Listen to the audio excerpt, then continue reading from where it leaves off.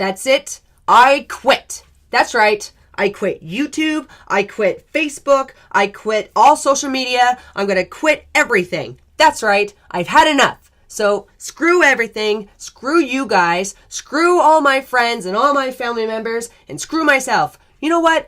I'm going to quit life too. That's right. I'm just going to end it right now. So excuse me. I'm going to go off myself.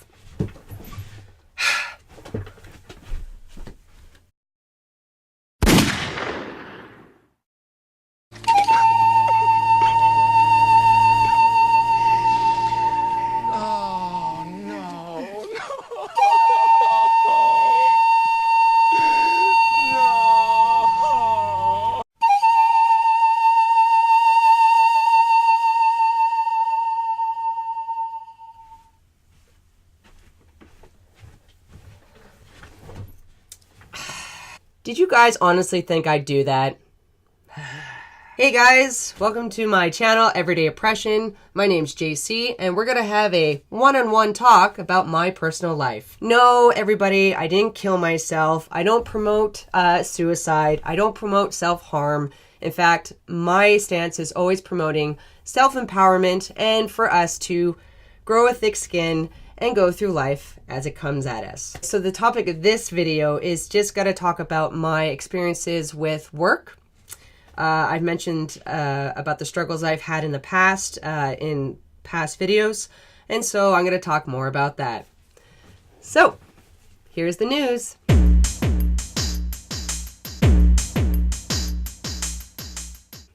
Basically, I've quit my job. What?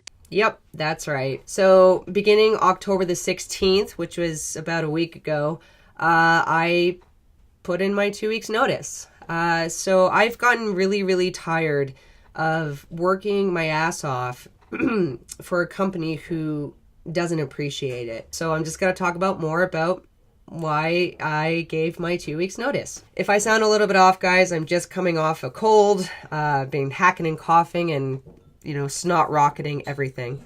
Anyways, so my position was a warehouse laborer. I did a lot of shipping and receiving. They've trained me. Oh, hey. I'm not worried about pausing it. Here's a beer. No, thank you. Congratulations on quitting your job. Yay. Thank you. Oh, I fucking deserve that. That was my roommate, guys. Thanks. So basically, me being a shipper receiver at a warehouse, I started off as a picker, which means that you ride along on a forward driving picker and picking items to pack and box up and then send it out to the customer. So I did that for about a year. They hired me on after about 2.5 months because I was really quick. I was really good with lines.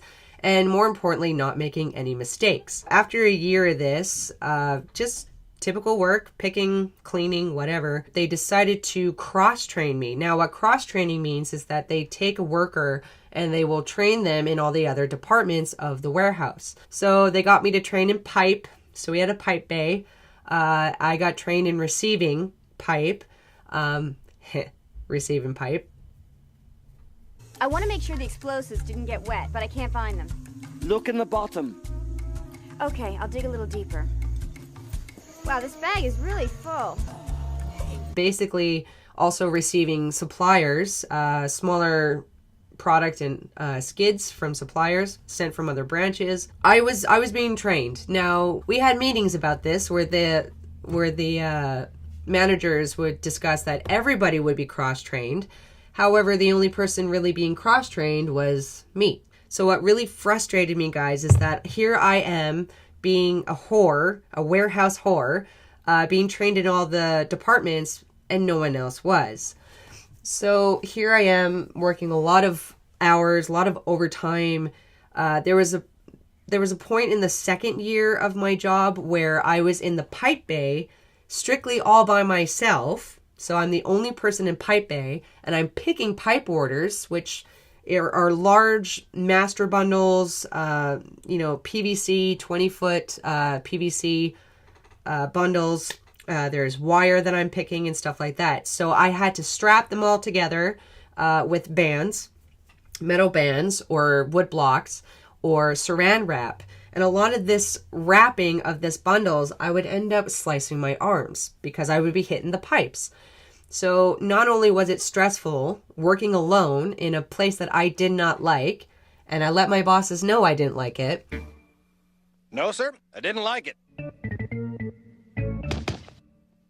Oh, my God. It hurts. Not only that, I'm physically harming myself with this job. And then the bosses had a great idea. They wanted me to receive pipe outside at the same time as being a pipe picker. My daughter is a comedian and a lesbian, both at the same time. You can imagine the kind of trouble that stirred up. So basically, not only was I expected to pick orders of pipe, I was also expected to offload large decks of pipe, and sometimes at the same time. So can you imagine being the only one in this department, one department, expected to pick all these orders before a due date, a due time throughout the day, as well as receive like almost 80 bundles of pipe? So what would happen is that I would offload decks and keep bundles in my lanes in the pipe bay and then go back to picking. And then they'd sit there for sometimes weeks, not being received, because I'm the only one trained to receive this pipe. And then the bosses would say, well, why isn't he doing it? We have special items that must be received for the salespeople. And then I would start pulling out my hair with frustration when I tell them that I can't do it all. Guys, stop. You're giving me too many options. I'm only one man here. So that was me in pipe bay, getting really fed up. I even yelled at one of my supervisors. I yelled at my receiving supervisor, his name is Mo, right out in public. I'm surprised that I didn't lose my job. Because most people in that situation, when they publicly yell at their bosses in front of all their coworkers, that's a sign for execution. So what do they do to solve the problem? Why, JC can still receive pipe, but let's move JC from the pipe bay, give it to some other worker, and then he's stuck in receiving. So now, this is after the second year of work, so I'm going in my third year of working here, and now I'm strictly receiver. All right, so I'm receiving skids from suppliers, and I'm receiving pipe, which is outside work on a forklift. Great, JC's happy. JC's got technically two jobs I can handle, but I also did morning shipping. Well, what's morning shipping, you might ask? Well, basically, when the morning shipper would be sick, or they would shift his shift over to another for the afternoon, somebody had to fill the morning shift. It was me! And when I did that, I would be taken off from receiving to do the morning shipping, which is scanning boxes that were already previously picked from the pickers the other day. I would scan all the labels, type it up on the computer, print off all what's called waybills with all the information for the customers, any side notes, what the product is, the weight, etc., etc. So after scanning the product, putting it on the computer, printing out the waybills, I would then set the waybills to make them ready for the carriers who would come to pick up. I'd rearrange all the products to make sure that all like boxes going to the same customers were together. Any major bundles, 10-foot pipe or 20-foot DB2 PVC, all that jazz was ready to go and made it easier for the carriers to pick up. And then I was responsible for loading it onto their trucks. So I was a backup morning shipper, receiving suppliers, and then I was offloading decks, receiving pipe. So there I am doing now 3 jobs. About halfway through my third year, in the summer, somebody had a really bright idea to make JC do cycle counts. That can't be right. And if you're wondering what cycle counts are, it was basically 3 counts of inventory. That's right.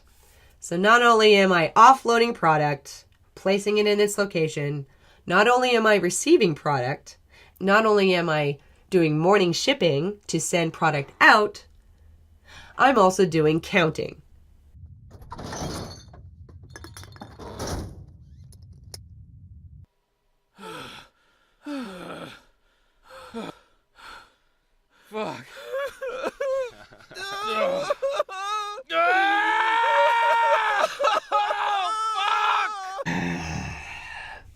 So you can understand where my frustration is going, guys, and that I'm doing all these multiple jobs in across the departments in the back of the warehouse, trying to do my best, but sometimes I'm being pulled by one department and the next and the third and other salespeople demanding shit from me.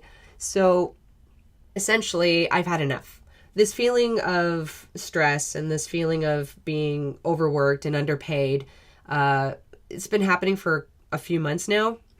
And essentially what tipped me over the edge here, as you all know, I was trying to get myself over to the front counter, and I put my resume in, put my name in, because as if I could go into the front counter, that's one step closer to sales, and that would actually allow me to progress within the company, and it would give me one job.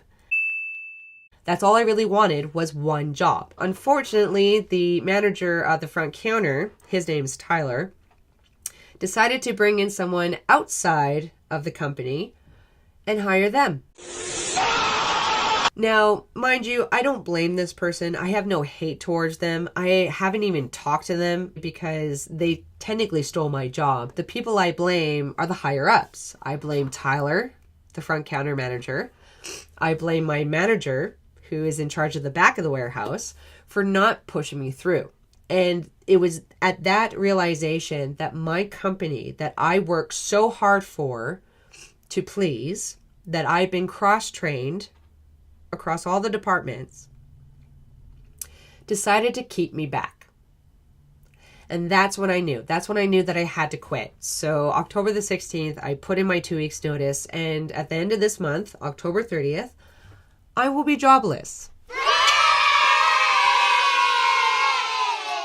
Yay! I need to get a job soon in order to pay bills and pay rent and pay for all that good stuff. I couldn't be there anymore, guys. I just couldn't, because I'm too tired. I'm too stressed. My life is focused all around work and not around the things that I want to do. This must be that white male privilege that feminists keep telling me that I'm benefiting from. Huh.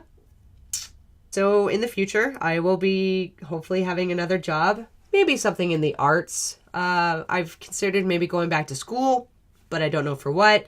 And I don't know if I want to go to school, considering how crazy SJWism and leftism ideologies have infiltrated college scene. Oh, we should film it. And with my loudmouth and opinionated attitude, I probably will get kicked out if I went back to school. So I'm probably going to have to depend on YouTube for money and donations to my Patreon. Also, in saying that, today is going to be the video where I actually get to thank my one and only patron, Scott Odell. Hi, Scott. To Scott Odell, thank you for being a patron to my Patreon. Your donations really do help. You're the only one. Thank you for that. I hope I can get some other people added as my patrons to Patreon. I'll leave a link down in the low bar below. And yeah, that's all I got for today, guys. That's my life so far. Yay. So I'm going to upload this video. I got to do some adulting, do some laundry that's sitting on my floor right now from 2 days ago. And then I got to try and catch up on some art and maybe some reading, and then focusing around bringing some control into my life, because that's where I feel lack thereof. Like and subscribe to my channel if you like this video. If you do want to become a new patron for my video content, I might need it in the future. You can see the link below for my Patreon. I'll have another video out soon, guys. So remember, take care of yourselves and take care of one another. I'll talk to you all later. Bye.